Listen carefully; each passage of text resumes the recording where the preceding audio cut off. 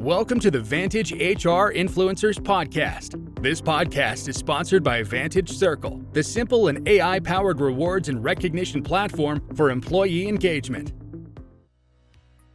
Hi everyone, this is Sushmita, your host from Vantage HR Influencers Podcast by Vantage Circle. In this episode, we'll take a look at employer branding in special connection with the power of word of mouth and employee engagement. For the same, please help me to welcome Shuchi Singh, Global Talent Marketing Partner at Roche.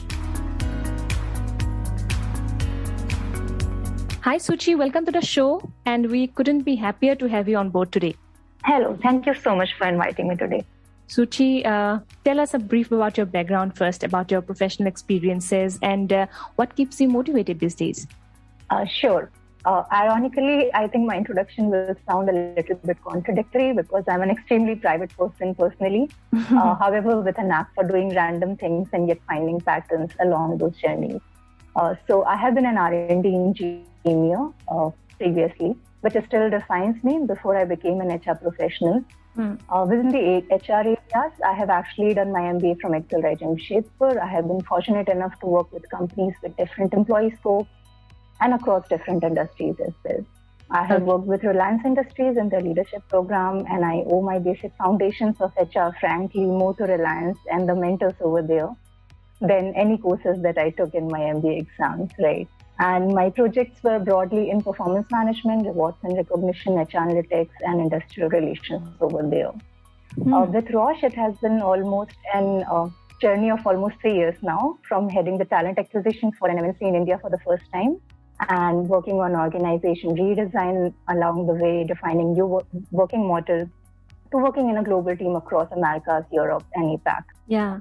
And in the most recent stint with Roche, I have worked on key frameworks for employer branding for an almost 125-year-old organization, which is Roche. So tell us more about your current role and responsibilities, Shuchi, and what actually keeps you interested and motivated in strategic talent acquisition and management. Sure. So actually, Roche is actually a healthcare innovator brand. So there's not exactly much that we need to talk about with respect to what Roche needs to brand about, because they have been around the block for more than 125 years. And there's a legacy with such brands that actually comes, right? They put the patient first as far as their innovations are concerned. However, everything is supposed to be driven by the basic need for impacting patients' life in a positive way. So that's what we build our brand around. However, as much as there is a larger purpose that speaks to the candidate as a company, we still have to recognize the individual purposes and motivations that people still need to have for us to acquire and manage the right talent, right? And as far as me getting into strategic talent acquisition and management is concerned, frankly, I never planned that. Talent acquisition was the last thing on my spectrum of HR things that I wanted to do. I'm extremely private person and I hardly like talking to people, right? So it was the wrong field for me, frankly. I hope you're comfortable in this podcast with me today.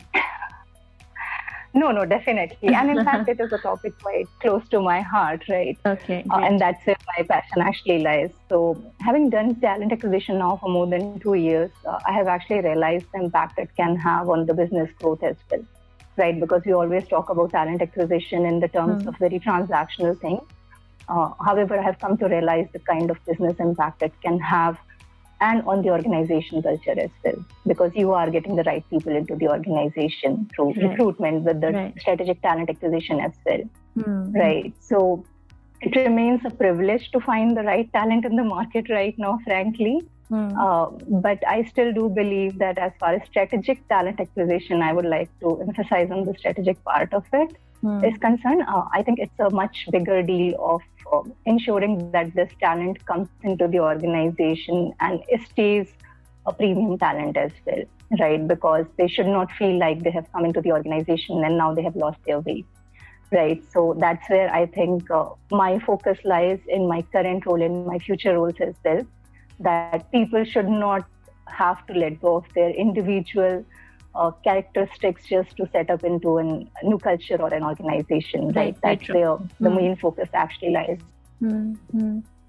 So you are also responsible for the APAC employee branding strategies, isn't it, for Roche? Yeah, so for APAC specifically and broadly speaking, we still try to globalize most of the frameworks and initiatives because it is a global brand. However, there are specific needs with respect to the APAC talent, which we need to cater to. But everything we should do, it should be based on the global values that we have. And today we're talking about employer branding in this podcast, Suchi. So how would you describe employer branding, like how it lives and breathes in the minds and hearts of your past, present, and future employees? Sure. So it's actually quite a complicated topic for me, frankly, because I think whenever we talk about employer branding, we talk about the conventional ways in which we see employer branding and the typical frameworks that we have. Very true. Yeah. Right. And at the end of the day, we just talk about it feeding into the recruitment funnel for attracting the right talent for the company. Right. And it ends up becoming a twin topic of recruitment. Right. However, one thing that I would like to highlight here is that recruitment funnel itself has been changing lately, which is not exactly a topic of discussion within the HR community as well, right? We always talk of consideration as a phase of recruitment before a candidate applies to a job. However, there's an additional step now. It is becoming more hard and hard to attract the right talent. And then comes a secondary consideration or reverse evaluation phase as well. Once a candidate is interviewing with you, he's doing his own research these days, right? So it's not just about getting a candidate to apply to a job, right?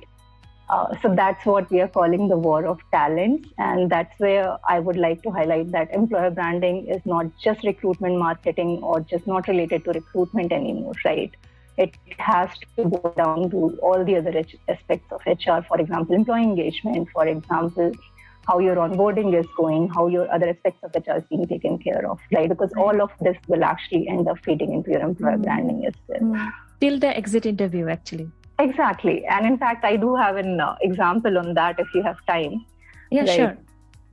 Sure. Yeah. So deriving from my own experience so far as well, let's look at a dummy candidate called maybe Maddie in today's age of the great resignation or talent war, right? People are resigning left, right, and center. Also, suppose say he's a 24 years old person and he's in his second job after graduation. And the last reason that he changed his job, like most of the other people, is simple compensation change or compensation correction, right? He has a student loan to pay as well, so we cannot actually judge a person for that, right? However, now he's looking something in his current company which he cannot find, or in his current role which he cannot find, right? And he's applying to a set of target companies, and he's also applying to a bulk of companies for a safer job search strategy. What we try to define in employer branding is that, we should do paid marketing campaigns and ensure that Maddie actually applies to our job, right? So that's actually only the first consideration phase for him. He might apply to the job due to the usual employer branding mechanisms of, say, a paid campaign or a video that he sees or a job opening that he sees. When Maddie is actually considering which company to join while he's going through the interviews, that's the second consideration phase or reverse evaluation phase that also comes into the picture, right? It's not just the organization that is evaluating Maddie right now. It's Maddie also evaluating what type of an organization he wants to enter. Right. And that's where actually word of mouth marketing comes into the picture, because whatever blog posts that we send out there, whatever videos that we actually run through our paid marketing campaigns, those would not have the same type of credibility that a word of mouth marketing would have, right? And that's where I keep going back to the fact that your employee engagement levels, those metrics actually end up getting directly correlated to your employer branding as well. Yeah, so as you mentioned, beautiful job advertising, managing a lot of terrific social media accounts. In spite of that, a smart and scalable method to get started with word of mouth promotion can empower your current employees to talk about your workplace, isn't it? Yeah, exactly. And one thing that we should definitely realize is that it's actually a company independent source, word of mouth marketing, right? It's not something that is being currently driven by the companies. We can definitely talk about how different types of social media posts are being made by different types of employee groups within different types of companies as well, right? However, is that really word of mouth marketing that we are talking about, right? Because what organizations do is that they pick up some brand ambassadors, right? Yeah. And they ask them to use their social media presence to actually talk what the positive thing about the company, right? However, cherry picking a few employees who already have high visibility in the company to drive the narrative on different platforms can actually have an adverse impact on the recognition metrics within the organization as well.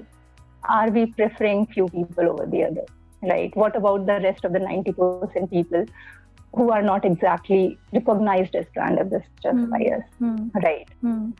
So how do we actually ensure that not if 100%, majority of our employees are using the right metrics to talk about the organization, are using the right type of language to talk about the organization. So, for example, if you take the example of Maddie, the dummy candidate we talked about, right?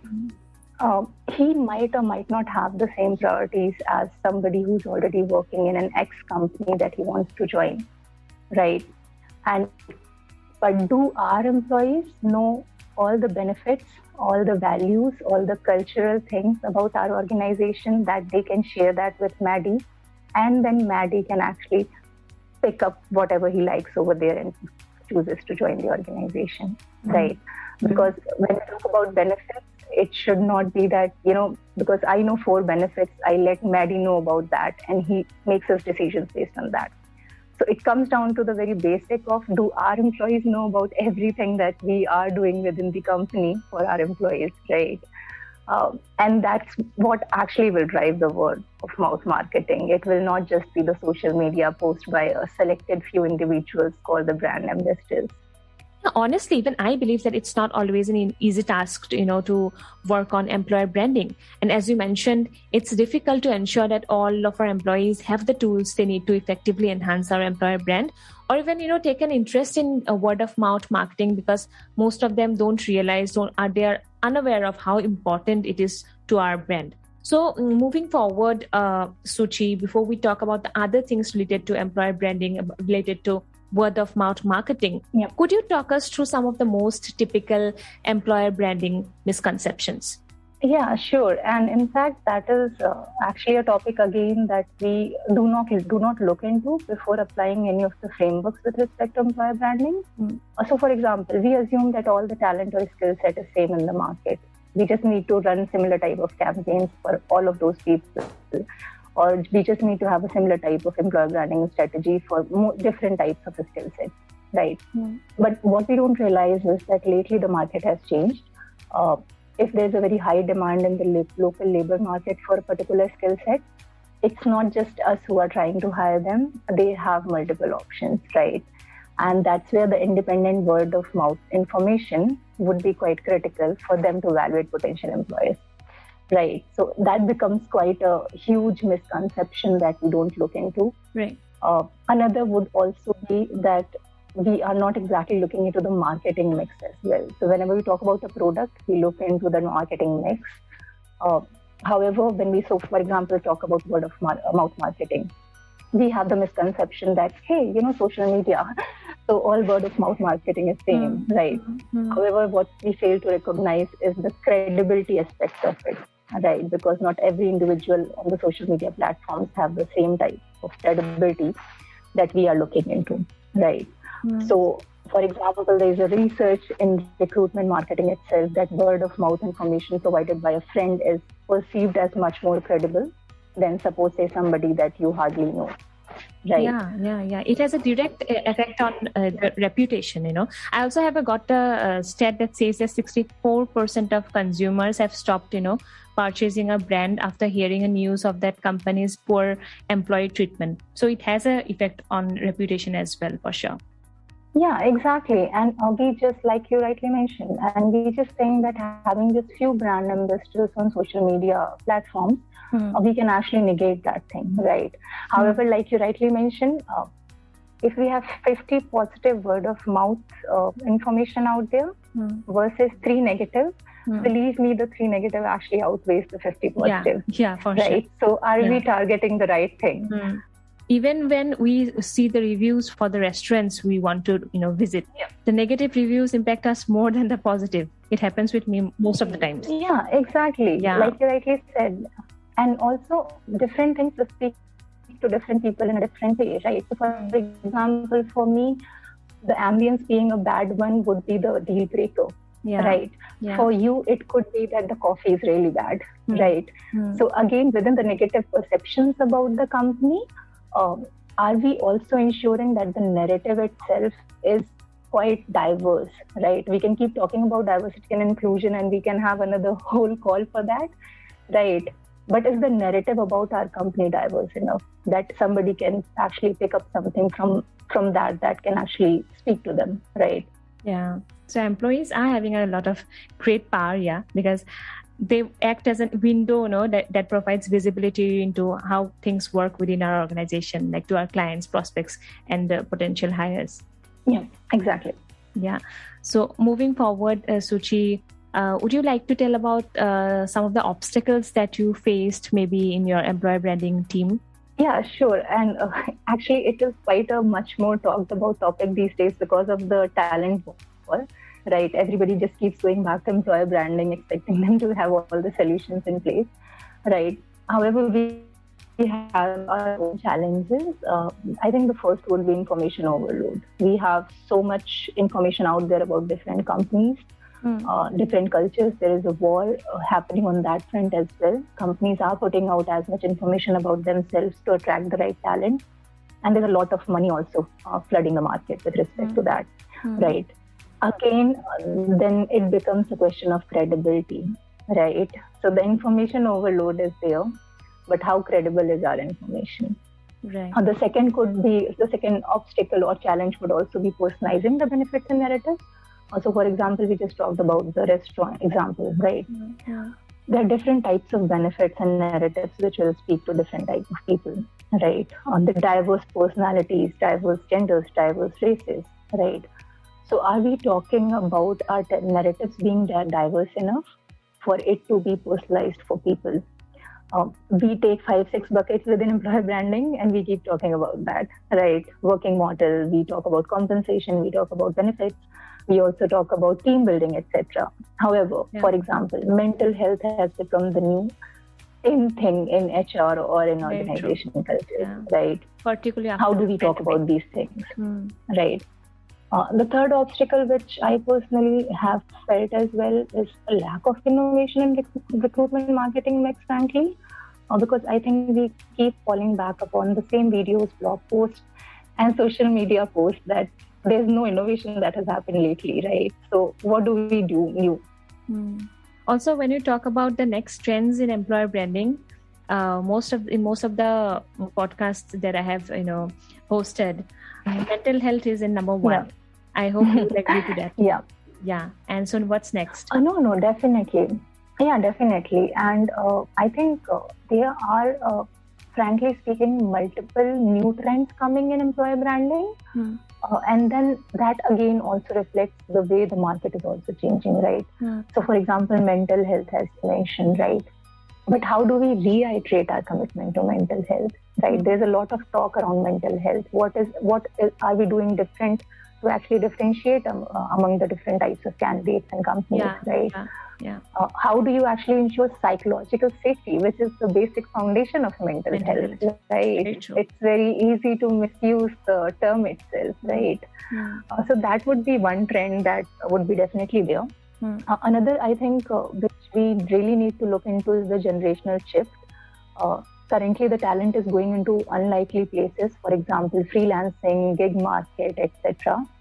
How can we have a common narrative in employer branding and the perfect recipe for reaching out to the different type of talent pool, right? A lot of people are freelancing right now. They're going into consulting, contracting.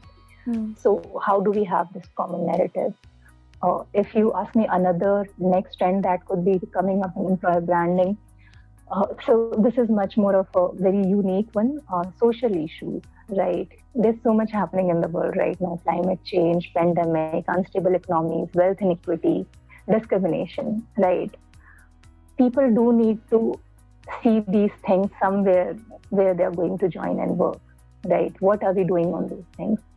And is there anything that we are doing, or how can we actually help people feel good about whatever is happening out there in the world, right? Another one which I think is much more related to pure HR, is also open conversations around compensation and benefits. I do not think that it's now the time for secrecy around compensation and benefits. I don't think the market is that closed anymore, right? There will be open conversations around compensation, right? There would not be a secrecy or bondage for actually not. So how can we, to our advantage, having this open conversation on compensation and benefits as employer branding professionally? And one more, I think, which I think is the last one, frankly, an ecosystem of care. And I know it might sound very vague to you, but this is something that I have tried to build in my own organization. I am trying to build wherever I do next as well. Do we have care for our employees beyond employment contract? Do we celebrate employees who leave? And do we celebrate the mark that they make in the organization, right? Can they become our biggest word of mouth marketing champions, right? So that's also something just to think about, because that is something that is definitely going to change the talent market in the future. So in short, I would like to know, Suchi, it's very interesting to, hear something like this. So what do you do to, feel your employees that we care for you beyond the employment agreement, for sure? Sure, definitely. And so again, like I keep mentioning, I don't think employer branding or even employer engagement exist in silos, right? It is a journey. It is a defined user journey that we have to take care of. We have to take care of the induction. We have to take care of the onboarding. We have to take care of the performance management. And even when the person is exiting the organization, retaining that person does not mean offering them a retention bonus, right? It's trying to understand their career journey, it's trying to understand their career decisions and supporting them through that exit process as well, right? A lot of times, the exit process is the most neglected one, right? Yeah. So if you show your care at that point as well, that's where you actually win half the game, right? Because that's how people stay in touch with you. They actually that moment stays with you after you leave. Exactly, just like you're joining, right? Very well said, Suchi. So would you like to give us some conclusive advice to work on our employer branding? Yeah, sure. And I think I would like to go back to the basics of HR itself as an employer branding professional as well. For you to have the perfect narrative out there in the market, there is one question that you should keep asking yourself on a daily basis. Are you doing enough that an employee is going back home with a calmer minded and clearer understanding of their job, right? And if it is not, then it is high time to redefine your employee engagement metrics, which will in turn also redefine your employer branding metrics, right? So it's always good to keep relooking at these goals, right? It does not always make sense to just stick to a plan, right? Like we always say, because human psyche is complicated and yet we keep making frameworks which never change. It was lovely talking to you, Suchi, and I'm sure that there's a lot more to learn when it comes to employer branding, and our audience wouldn't want to miss the chance of, connecting with you for sure. So please tell us how our listeners can reach out to you. Sure, definitely. They can reach out to me on my LinkedIn profile, which I'll be sharing with you. I would love to have a chat. Thanks a lot once again, Suchi. I genuinely appreciate you taking the time to join me, and I thank you for kindly sharing your knowledge with our audience today. I look forward to meeting you again. Thank you so much. Thanks a lot for your time. Take care.